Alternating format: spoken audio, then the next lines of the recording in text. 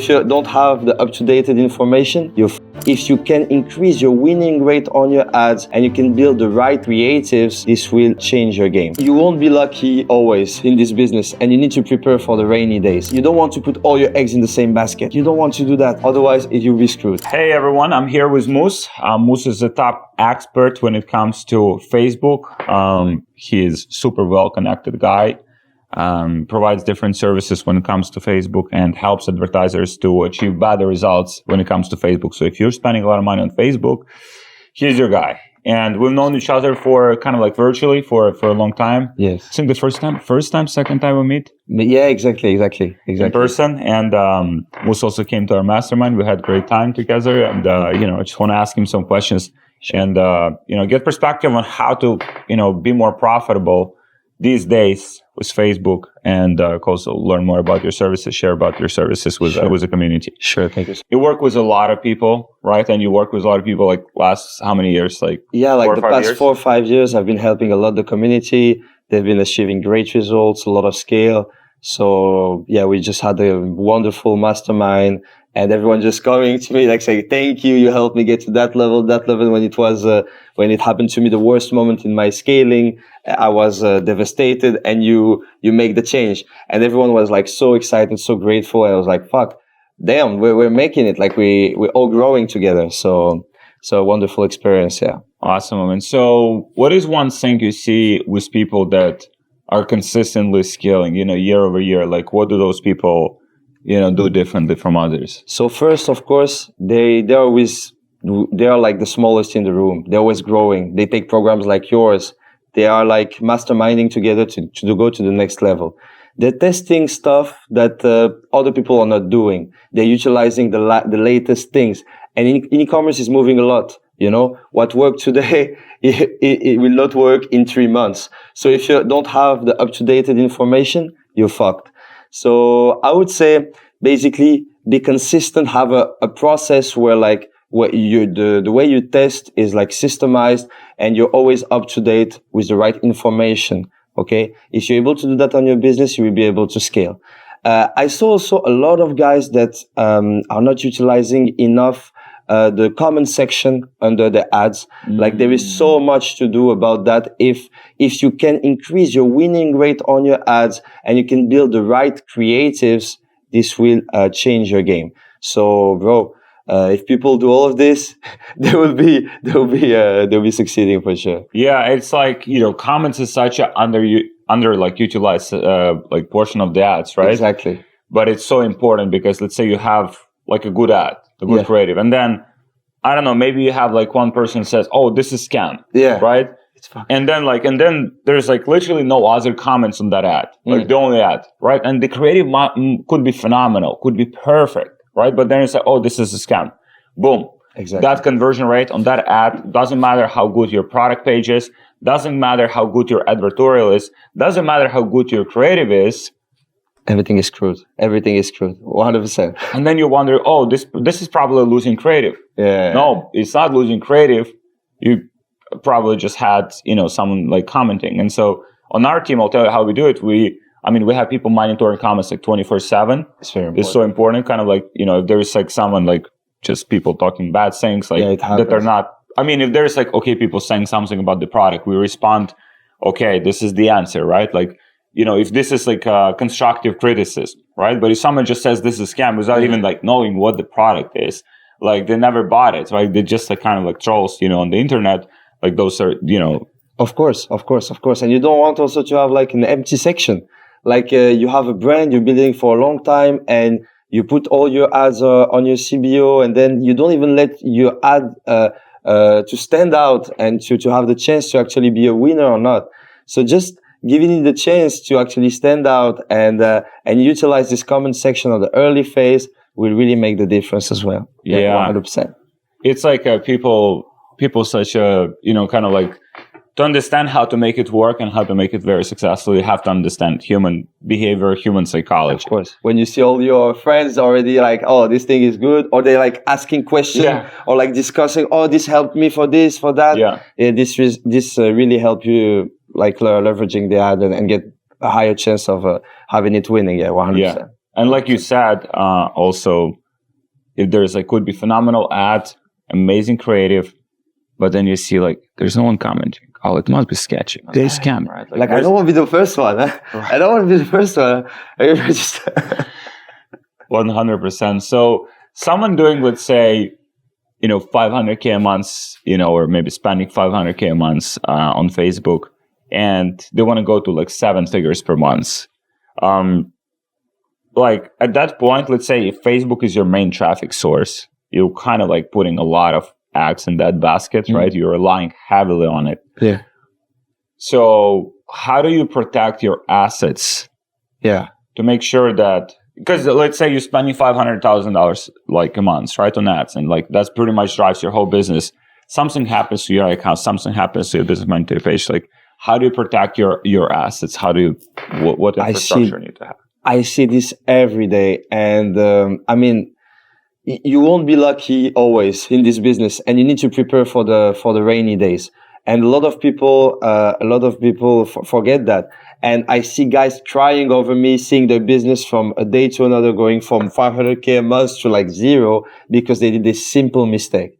And when they realize it, it's often too late. You're in the middle of Q4, you're skating hard, all the operations are pushing, and then it's already too late. And this one thing is having backups. What is a backup? It's as simple as that. Just ask the friend of your mom to just connect herself to your business manager. So if it gets restricted, at least you can connect again to it and like monitor your ads. A lot of guys are like, oh, even like yesterday evening, I received a text of a guy, oh, my business manager is restricted. What should I do? And my ads are still spending. I'm still profitable. What should I do? I'm like, man, the ads are still running, but you don't know for how long. And it's gonna stop to advertise anytime soon. And when you realize that, it changes a lot of things. It changes a lot of things. So I would say first advice, just get yourself a backup. Add another profile in your business manager. Make sure that your pages have another admin. Like just get other admins. Just don't be like one admin per resource, and otherwise you'll be screwed. Same thing goes for ad accounts. If you have just running on one ad account and it gets restricted, well, you want to have either an agency that can help you, like have a rep or something that we can discuss and try to get it recovered. But like you don't want to put all your eggs in the same basket. You don't want to do that. Otherwise, you'll be screwed. Same things for actually this concept works for everything, not just for like Facebook resources. It also works for bank accounts. I see so many guys, my Shopify payment gets restricted. I don't have backup. If it's Q4, make sure that you have maybe 3 accounts or at least 2 accounts ready. Just have at least one backup. If 3, 4, 5 looks too hard to do, just go for at least one, And I think so many people wait the worst moment before like taking action on this, and sometimes it's too late. Yeah. And you don't want to lose like millions during Q4 because this simple mistake can destroy you.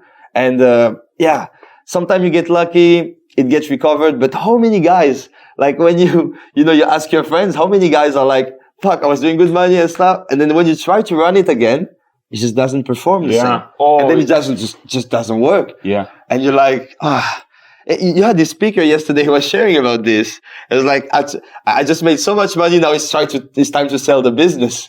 Then after that, you're like, okay, let's sell the business because, just for simple backups. For sure.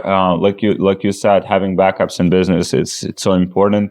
I mean, we've had it many times, over time we've learned like that's, kind of like through experience and pain, we've learned to have like backups for everything. Like we have, different merchant accounts. Of course. Boom. So we can plug them in. We even like running them, we're warming them up. Yeah. So it's like in case something happens with the main merchant account, they put a hold, they put a reserve. Like something as simple as like just AI trigger can happen, right? Like maybe like you do everything properly, you don't have high dispute rate, like everything's good, boom. Something like AI triggers something by accident and it gets flagged. The same with Facebook, right? Like AI can trigger your ads, maybe nothing wrong with your ads, right? Exactly. Boom, your ad account is gone. And then you think about how much it costs you. Let's say you do like 20, 30, 50, $100,000 a day, in sales. That one day that you're not running ads, literally costing you like tens of thousands of dollars in extra profit. And when you're trying to recover it, it doesn't work. It doesn't work. It just doesn't work. And so many guys, I'm sure like the audience right now, more than 80% of them, like of you guys, you're utilizing on one resource. Everything is related to one thing, and you really want to diversify. You really want to split up the risk. So you work with many advertisers, many like, high volume like sellers, e-commerce entrepreneurs. So what is a main problem you see people having with their Facebook ads? Their Facebook ads. You mean when they're already like at a high scale? Yeah. When they're like at a high scale, like what are the main like mistake, that they're making, like those people that kind of like just prevent them from scaling farther? So again, like the thing is, you need to be ready for the unpredictable. Like sometimes, like lately we had the Facebook changes, categorization help. It can be like wave bans. We can have like some moment Facebook just decide randomly. You don't know why CPM increase. You don't know why everyone gets restricted. You don't know why your pixel doesn't track. So you don't want to be relying only on this. So it's very important. Once it's working, you need to be already thinking, okay, just remove, like, don't be in that ego position. Oh, it's working, so everything is okay. And then like you're happy, you're so happy in Dubai and stuff. No, we should be thinking of the bad days and like starting to implementing something different. Maybe considering implementing Google Ads, native, diversifying, And a lot of people start to utilize that when it's already too late.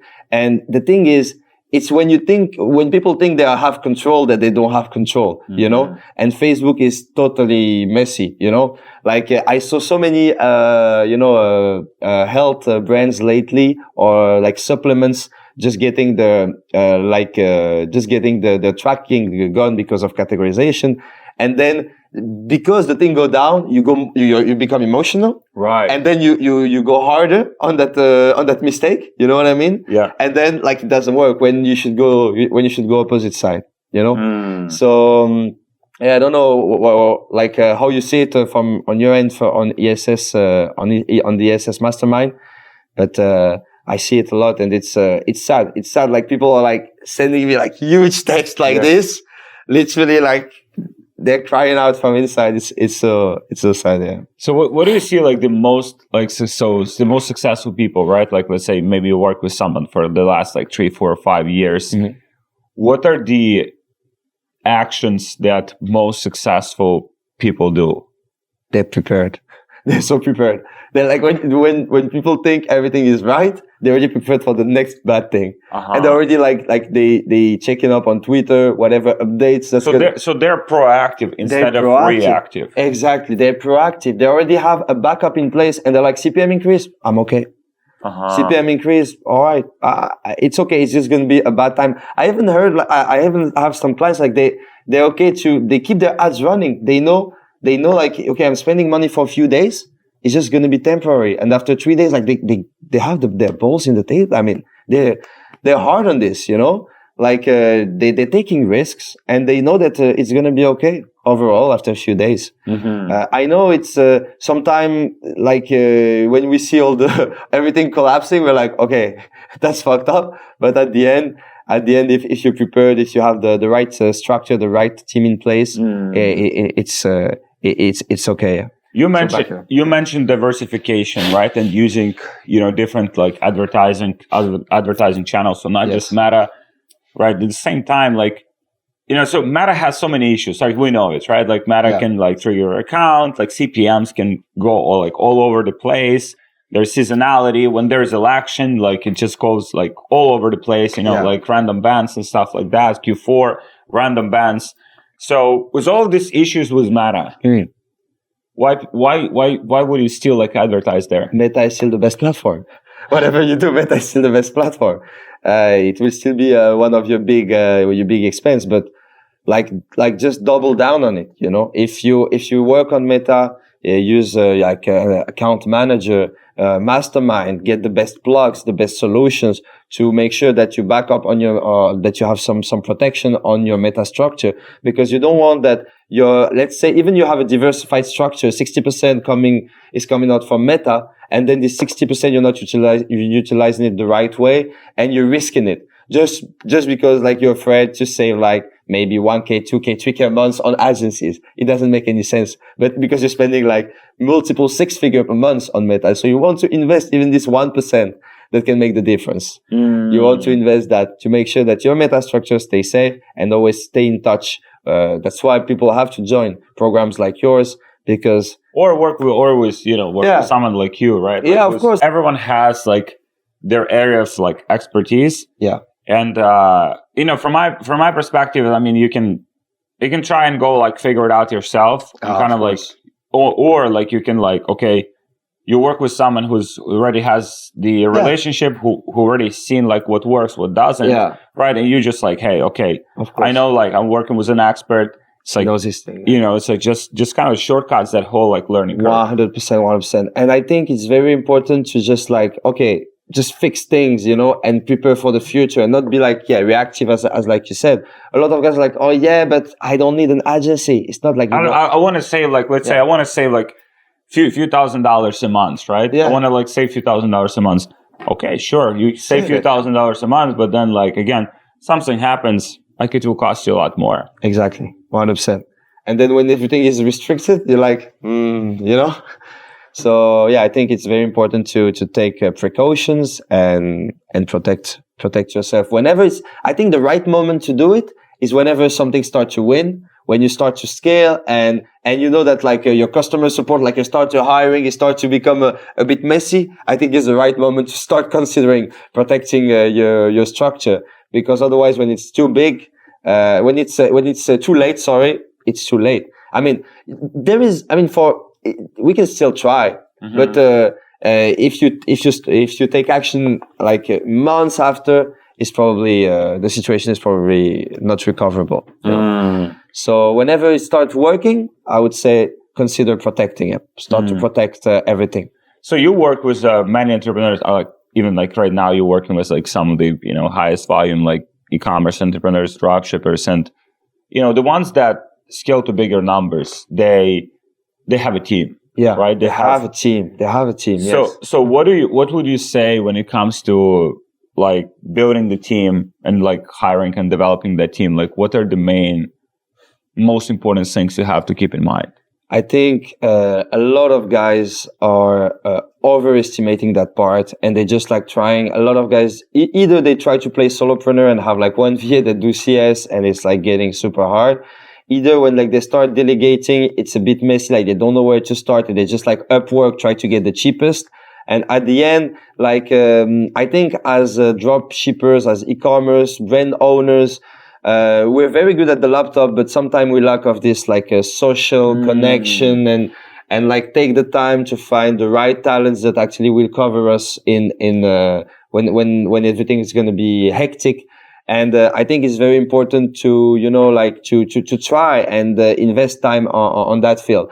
And a tip that I would like to share for my personal hiring over my team. Like I have a team of like 50 people, and it's utilizing Facebook ads. So I see not many people do that, but actually people can hire using Facebook ads. Oh, really? So I have my HR like making like some job posts, and actually we push those ads, and it helps you like to get talents that are not like on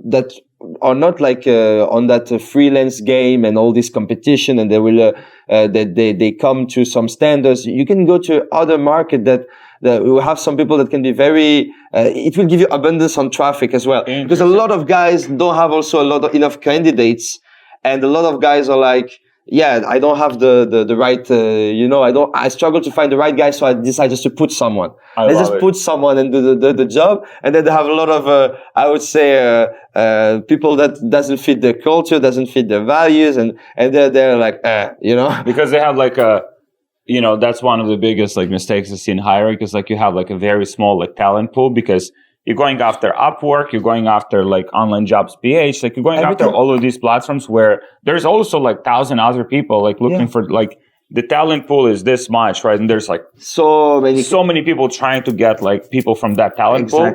So you are using Facebook ads to get like a unique pool, a different pool. That way, the talents that want to work with us, we play our game, and we have abundance. Like a resume costs nothing. if for a very hard job, maybe it will cost like maybe $30 for one resume. For like a video editor, it will be like nothing, like maybe $1 it's ridiculous. Wow. And you can get a lot of talents. Okay, then the issue will be having HR that will review and filter everyone, but at least you have the choice. And you can have the choice between like 10 A players and select the one that fits the best with you. You know, the one that you connect the best, the one that like when you try him, like, oh, that's good. Not the one that tell you, oh, everything you do is good. The one that like they're like giving you new ideas, that is pushing on whatever task you give them and improve what you have to like what tasks you give to them. So this is a game breaker. So I would say like set that up, and find the right manager. Like start with someone that you can handle like the other, like the operators. And then like when you have the right manager that she or he understand you very well and it's flowing, like this person can easily have like 5, 10, even 15 people under, and then scaling become like you can like literally 5x, 10x within like 6 months, you know? So I saw so many guys utilizing this, leveraging this, and getting their e-com business at another scale.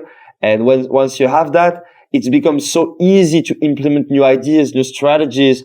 Everything that you learn around YouTube or Mastermind, you can easily like just, okay, guys, that's the new thing. And boom, it's set up. And you don't have to like, oh, I have to do this and like have endless to-do list. I have to do this. I have to do that, you know? I love it, man. So, and like literally yesterday, right? So we had the yacht party and it was we had a great time. About like 200 e-commerce entrepreneurs, high level e-commerce entrepreneurs, 7-8 figures. And I had a conversation with someone who's been in this, you know, industry for since 2019.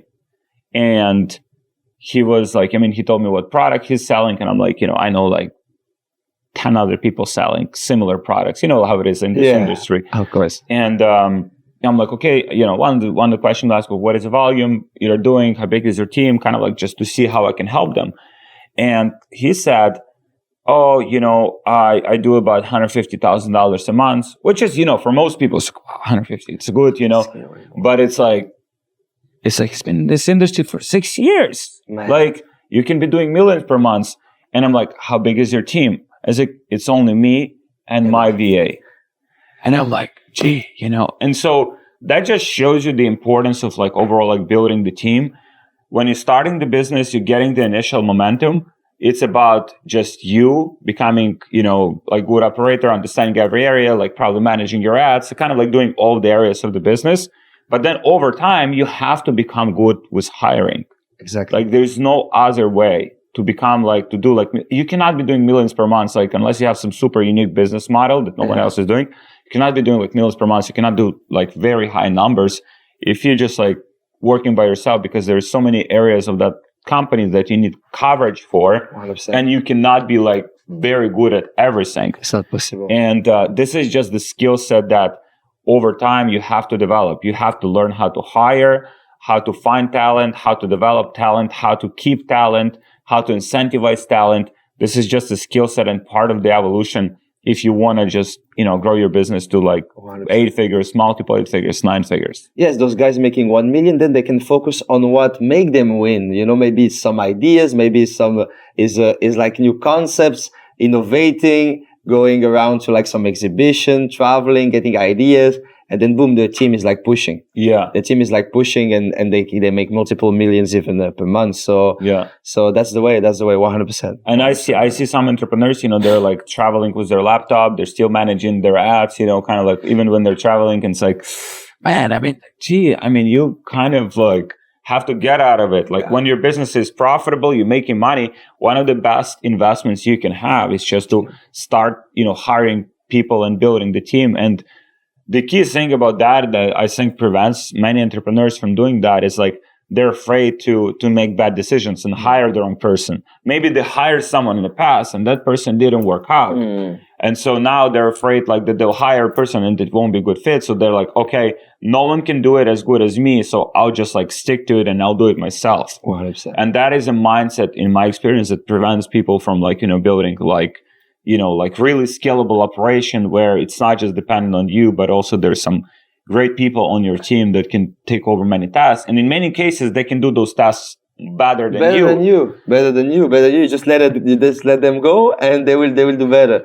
I realize it, and most of the time we don't realize that our team members are not good enough, or maybe like we don't realize like if we have abundance of candidates, how we can hire our standards. Imagine like it's like in dating world, you know, if you have so many like beautiful girls coming to you, you can go like for a more beautiful one because you're used to it. So in hiring it's the same. So when I realized like the candidates that I have are just like at that level, and then actually I have so many like guys that are at the like that can be like smarter, like learning quicker, have good ideas and stuff. I'm like, fuck, I can push that thing harder. And this talent that I think was great actually was not that good. So I can have a higher standard. And then a lot of guys don't utilize that enough. And then you just like keep doing those interviews once in a while, and like you hire new guys. And you're like, fuck, those persons are brilliant. And very quickly, you see that actually everything is within you. If you can hire your standard, you can hire the standard of your hire, and then everything will follow. So it's really more about like the belief of what's possible, and basically not accepting someone that is lower, you know. And sometimes I was struggling, like I realized it maybe like 3 years ago. And before doing this, before finding a way to have like really abundant traffic of candidates, I mean, I don't see you will always hire someone like, okay, this guy is just fine, you know, it's just a fine candidate that will just get the job done. It just will be acceptable. You don't want acceptable. You want bringing the team to the next level. Yeah. So and it's evolution, right? So over time, the more you do it, the better you become at it. Exactly. You'll probably make some mistakes. The overall, like I was reading the statistics the other day, and it's the average success ratio, like in businesses, about 50%. So just accept that most likely, no matter how good you are with hiring, no matter how good you are with like filtering people, hiring people, onboarding people, training people, keeping people, like probably only 1 out of 2 people that you hire will work out, you know, for your company long term. And that's totally cool. Like you'll learn something from that experience. So probably next time you'll try not to do the same mistake. But then over time, say 1, 2, 3, 4, 5 years, you'll become very good at it. And you'll be able to spot the talent, you know, intuition, feeling. And you get through it step by step. You accept that it's a numbers game, and then you go through. Yeah, it's 100%. Awesome. Moose, how people can find you? Where are you the most active? Moose Unlimited Scaling, Instagram, bit in YouTube, Twitter, pretty much everywhere. I will put my links, and it was wonderful. I loved it. And if I can help your community regarding like anything, regarding like something holding them from scaling, restrictions, I'm the guy for that. I've been doing this for quite a while, and I think we have good things that can help those guys scale more. So feel free. Even if you think something is impossible, let's discuss about it, and we might find a solution. Awesome. We'll drop the materials. Thank you so much for joining me. So much. Great conversation. Thank you so much. Thank you so much, brother.